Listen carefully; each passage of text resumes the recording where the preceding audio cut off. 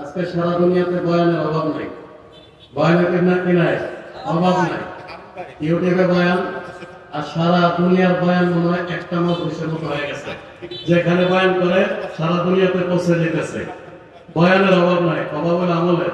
অভাব কিসের? বলেন অভাব কিসের? আমলের অভাব। সারা রাত চিল্লাইলাম, ফজর নামাজে নাই। এই ওয়াজ দিয়ে কি হবে বুঝি না। এই ওয়াজ দিয়ে কি হবে? মাহফিল তো এই জন্য ছিল যে আমার জিন্দগিটা পরিবর্তন করার নিয়তে বসবো। এখানে 3 শ্রেণী 4 শ্রেণীর লোক আছে। এক হলো যুবক, এক হলো মুরব্বী, আর আরেক হলো মস্তরাত মহিলারা, আর এদিকে আছে ওলামায়ে কেরাম। 3 শ্রেণীর লোক কথা বলে 3 শ্রেণীর কিছু কইতে হইব। 3 শ্রেণীর উপরে এই বিষয়ের কথা আমরা একটু আলোচনা করব। স্বাভাবিক কথা, খেয়াল করে শোনেন, কাম লাগবে। মানুষের দুনিয়াতে নিজের পরিচয় যখন নিজে চিনবে তো সে আল্লাহকে চিনবে। মানে আরাফা নাফসাহু ফাকাদ আরাফা রাব্বাহ। যে নিজেকে চিনে সে আল্লাহকে চিনে। যে নিজেকে চিনে সে কাকে চিনে? আল্লাহকে চিনে। আর কোন মানুষ যখন কাউকে চিনে যে এই লোকটা মর্যাদাশীল, এই লোকটা দামি, এই লোকটা ক্ষমতাধর, এই লোকটা সম্পদশালী, তো তাকে ইজ্জত করে। মানুষ যখন বুঝবে যে সমস্ত সৃষ্টিকর্তা, সমস্ত কিছুর মালিক একমাত্র আল্লাহ, মানুষ যখন আল্লাহকে চিনবে তো আল্লাহকে মানতে পারবে। আজকে আমরা যত কথাই বলি এখনো আল্লাহকে চিনি নেই, আল্লাহকে চিনি নেই। আল্লাহকে না চেনার কারণে আল্লাহকে আমরা মানতে পারি না। আর মানুষের জিন্দগিতে আজকে মনে করে কলমা পড়ে নিছি, মুসলমান হয়ে গেছি। কাবে আহবার রাহমাতুল্লাহ আলাইহি জিজ্ঞেস করছে, আলাইসা লা ইলাহা ইল্লাল্লাহ মাফাতিহুল জান্নাত? লা ইলাহা ইল্লাল্লাহ কি জান্নাতের চাবি না? লা ইলাহা ইল্লাল্লাহ তো জান্নাতের চাবি। লা ইলাহা ইল্লাল্লাহ ছাড়া জান্নাতের তালা খুলবে না। তাইলে তো চাবি পেয়ে লাইছি, জান্নাত তো কইলা বলাইছি, জান্নাতে ঢুকে যাবো। আরে না, আমল তো করতে হবে। খেলা প্রশ্ন করার উদ্দেশ্য হলো আমলের দরকার নাই। উনি বলতেছে যে দেখো, লাইসা লাহু মিফতাহুন ইল্লা ওয়ালাহু আসনানুন। ওই দুনিয়াতে যত চাবি আছে, চাবির দাঁত ছাড়া কোনো চাবি নাই। চাবির দাঁত ছাড়া কোনো কি নাই? চাবি নাই। তো দাঁতওয়ালা চাবি হলে তালা খুলবে। আর যদি দাঁত না থাকে, চাবির দাঁত গুলি যদি কাটা না থাকে, পাতলা একটা যদি কি করে লোহা নিয়ে আসে কেউ, সমান লোহা, এটা সারাদিন খোঁচাইলেও তালা করবে না। লা ইলাহা ইল্লাল্লাহ জান্নাতের চাবি।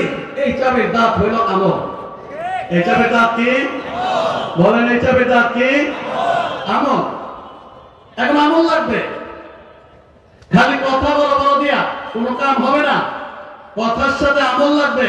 কথার দ্বারা কথা বাড়বে, আমলের দ্বারা আমল বাড়বে। আমলের দ্বারা কি বাড়বে? আমল বাড়বে। আজকে যুবকরা মাহফিল পরিচালনা করতেছে, মজমার মধ্যে বেশিরভাগ আগে যেরকম গেলাম দেশে গেলে দেখা যায় তো যে 4 ভাগের 3 ভাগ মুরব্বী, জোয়ান পোলাপাই নাই।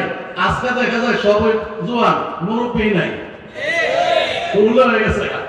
এখন ওয়াজের ধারাই তো বদলাই যাব। কারণটা কি? কারণ রাসূল বলছেন নাসালানিস শাবাব, যুবকরা আমার দিনের সহযোগিতা করছে। আজকে কি এরকম যুবক হওয়ার কারণেও আছে যে রাসূলের এই কথা যে দিনের জন্য যুবকরা আমার সাহায্য করছে, এরকম যুবক হওয়ার নিয়ত আছে না কারো? বলেন না, আছে কারো নিয়ত? আর বুড়ারা কাম করে কয় না, আরে আপনি তো আসল যুবক। আপনি তো কি বলেন না, বুড়ারা কি বলেন? বলেন, বুড়ারা কি আসল যুবক? বুড়া ছাড়া জোয়ান চলতে চলে, এটা ধরে রাখবে। তো যে কথা বলতেছিলাম যে কালিমা হইলে হবে না, কালিমা জান্নাতের চাবি। চাবির সাথে চাবির দাঁত লাগবো। চাবির সাথে চাবির কি রাখবো? দাঁত রাখবো। এখন চাবির দাঁত হলো আমল। আরে আমল করলে, কলমা পড়লে মানুষ তার বাড়িতে যাবে।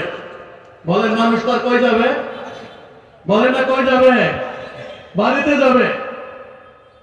এখন আপনি আমল না করে করবেন ভাই যাবেন গা, এই কাম সম্ভব না। বিদেশে যদি আপনার ছেলে থাকে, আপনার ভাই থাকে, বাপ থাকে, দেশের মধ্যে আমার জন্য তার পাগলামি থাকে, ছটফটা ভাব থাকে, যতই কামাই করো টেয়া পাড়ায় দেশে আর সে চিন্তা করে কবে বাড়িতে আইব। সে ঘর করে, বাড়ি করে, দেশে করে, বিল্ডিং করে, দেশে করে। আপনি যত আমেরিকা থাকো, ওই যে বাংলাদেশে জন্ম হয়েছে, আপনি তার লোকের কথা কয়ে দেখেন, সে শেষ পর্যন্ত বলবে আমি বাংলাদেশি। বাংলাদেশে আইলেই তার মন শান্তি হয়। কেন? সে বাংলাদেশ তার নিজের বাড়ি, জন্মভূমি মনে করে।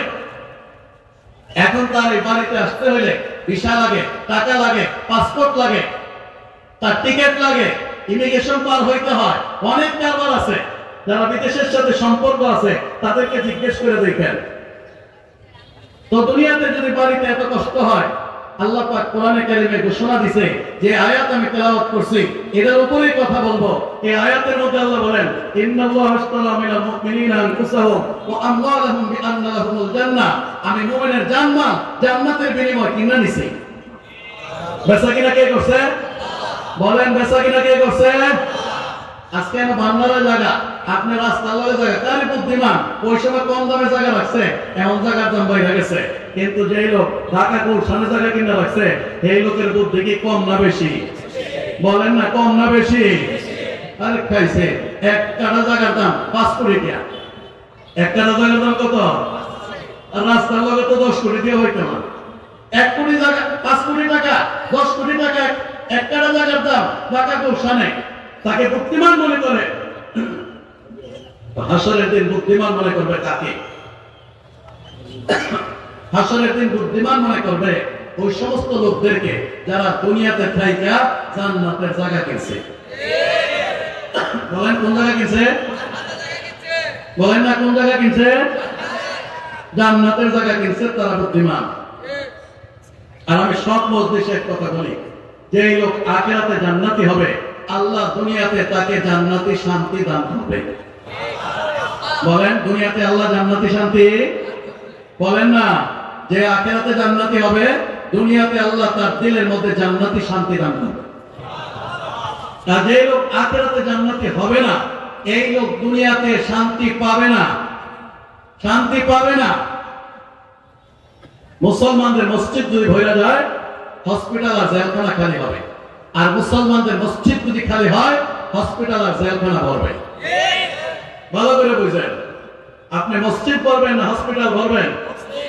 বলেন বলেন, মসজিদ না হসপিটাল? মসজিদ না জেলখানা? কয়ও না, কইলে যদি আল্লাহ নেই, কই তো রাজি না।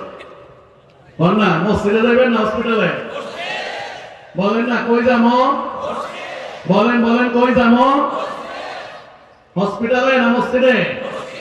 জেলখানায় না মসজিদে? বলেন কোথায়? তো মুসলমানের বাড়ি হলো জান্নাতে। আল্লাহ বেচা কিনা করছে কেডা? বলেন না, কে বেচা কিনা করছে? আরে বলেন না, কে? আল্লাহ লগে বেচা কিনা করে খুশি না নারাজ? বলেন না, খুশি না নারাজ? ঘটনা শুনে এই আয়াত কোথায় নাযিল হলো? মক্কায় যখন রাসূল দাওয়াত দিচ্ছে, মক্কায় যখন রাসূল দাওয়াত দিচ্ছে, আলীটা ভালো করে বুঝেন, আজকে যে যত কথা বলো